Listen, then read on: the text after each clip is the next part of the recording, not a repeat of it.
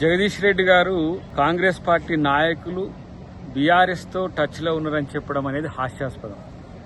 మీ party ఎమ్మెల్యేలు కాంగ్రెస్ పార్టీతో కలిసి పనిచేస్తున్నమాట మీకు తెలుసు. అయినప్పటికీ కూడా కాంగ్రెస్ పార్టీ నాయకులు మాతో టచ్లో ఉన్నారంటే అసలు మీ పార్టీ అంటే ఏ పార్టీ? బీఆర్ఎస్ పార్టీనా, టీఆర్ఎస్ పార్టీనా? మీ పార్టీ నుంచి వెళ్ళి టీఆర్ఎస్ పార్టీని పెట్టుకున్న కవిత వేస్తున్న ప్రశ్నలకే మీకు సమాధానం లేదు. హరీష్ రావు బీజేపీలో కలవడానికి ప్రయత్నం చేస్తూ మీ చుట్టూ తవ్వుతున్న గుంటల విషయం మీకు ఇంకా అర్థమే కాలే. అయినప్పటికీ కూడా కాంగ్రెస్ పార్టీ నాయకులు మీతో టచ్లో ఉన్నారని చెప్పి ప్రయత్నం చేస్తున్నారంటే ఇదొక ఫాల్స్ గేమ్.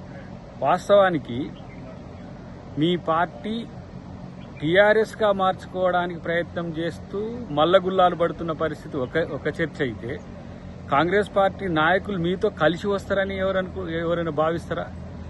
అసలే మీది ఒకవైపు మూడు ముక్కల ఆటగా ఉన్నది. ఇప్పుడు కవిత వెళ్ళిన తర్వాత కేసీఆర్ ఒకవైపు, కేసీఆర్ వైపు, ఆయన వైపు తెలియదు. హరీష్ రావు మరి మీతో ఉంటాడో బీజేపీతో పోతాడో తెలియని పరిస్థితి ఉన్నది.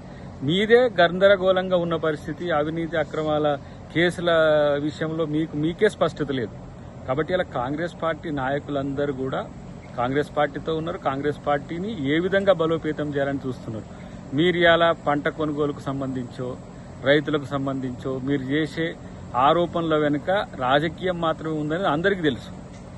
కాబట్టి అలా ఉత్తమ్ కుమార్ రెడ్డి గారి మీద ఏదో పంట కొనుగోలు విషయంలో వారు సమాధానం చెప్పలేకపోతున్నారనో, లేకపోతే పౌర సరఫరాలకు సంబంధించి ఏదో జరుగుతుందని చెప్పి ఒక రాంగ్ నోషన్ క్రియేట్ చేయడానికి మీరు ప్రయత్నం చేస్తారు. ఫస్ట్ మీ పార్టీ ఉంటుందో లేదో చూసుకోండి జగదీష్ రెడ్డి గారు.